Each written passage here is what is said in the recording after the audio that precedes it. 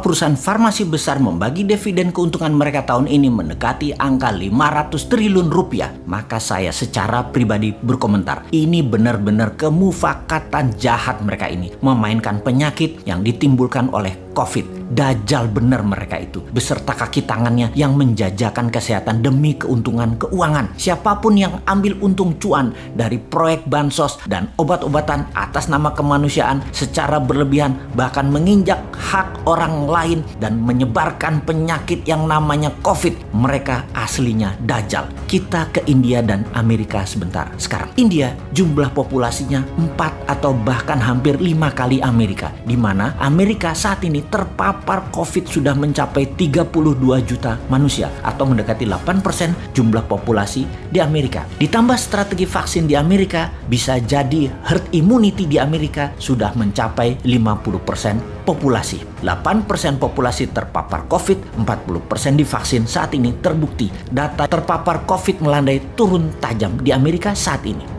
Di India, kalau 8% populasinya adalah 100 juta manusia, akankah terpapar sampai 100 juta manusia di India? Akankah hal ini akan terjadi di India? Hingga hari ini yang terpapar sudah mendekati angka 30 juta. India darurat dan dunia tegang. Berita tentang India terus diputar di mana-mana. Kemudian Turki mulai diberitakan hal yang buruk. Jepang serta Malaysia mulai disebar berita negatif. Second wave COVID memapar dengan cepat. Indonesia jangan sampai diberitakan negatif oleh globalis. Kita harus menjalankan strategi yang efektif. Berkali-kali kaum Newman ingatkan, tidak cukup vaksin, vitamin, dan larangan mudik saja yang dilakukan. Harus ada political strategi, politik luar negerinya. Apa itu political strategi internasionalnya? Kita pura-pura taat pada globalis, beli vaksin mereka, tapi kembangkan di dalam negeri vaksin lokalnya. Pakai 20% vaksin globalis, tapi yang 80% adalah vaksin lokal. Lakukan dalam waktu sesegera mungkin.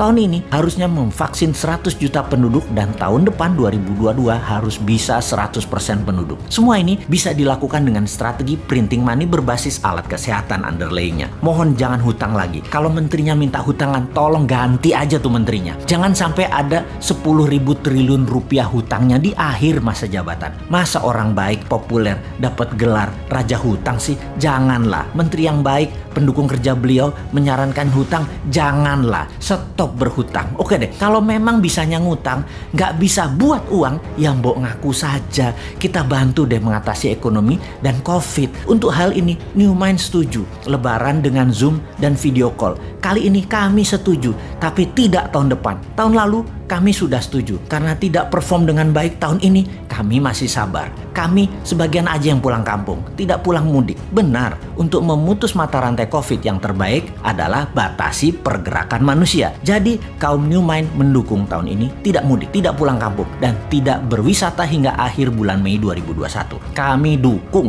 Lebaran sekali lagi dengan Zoom, dengan video call, tidak apa-apa. Lebaran tidak mudik, tidak apa-apa. Asal jangan Lebaran tidak bersama mudik. Bener deh, tanpa mudik dunia hampa. Dengan mendukung tidak mudik, kami minta syarat tapi, yaitu untuk menggratiskan Genos tes COVID yang lokasinya ada di setiap publik area terdekat. Dan Satgas COVID yang tegas, yang selalu mencek gadget setiap orang di mana setiap hari, yang belum tes Genos harus tes dan mendapatkan negatif. Dan ini gratis. Lalu mendukung imunitas ditingkatkan dengan dendritic cell. Diisi vaksin imunitas Nusantara, dendritic cell imunitas gratis, ditambah vitamin gratis untuk 100 juta penduduk Indonesia hingga akhir tahun ini dan seluruh penduduk Indonesia hingga akhir tahun 2022. Hingga di tahun 2023 Indonesia bebas menang dari COVID duluan pertama di dunia. Kalau kami sudah mendukung dan mengkampanyekan tidak mudik tahun ini, Lebaran dengan Zoom dan video call saja. Namun kalau antigen, Genos, swab test masih berbayar, kalian keterlaluan wahai pejabat. Harus ada keseimbangan dong. Kami orang kampung, keluarga adalah aset terbesar kami. Jabatan kami nggak punya, kekuatan politik kami nggak punya, kemampuan mengubah aturan nggak punya juga, kemampuan mengatur untuk kepentingan kelompok kami juga nggak punya juga, kemampuan mengatur untuk kepentingan kelompok kami, golongan kami, dan bohir kami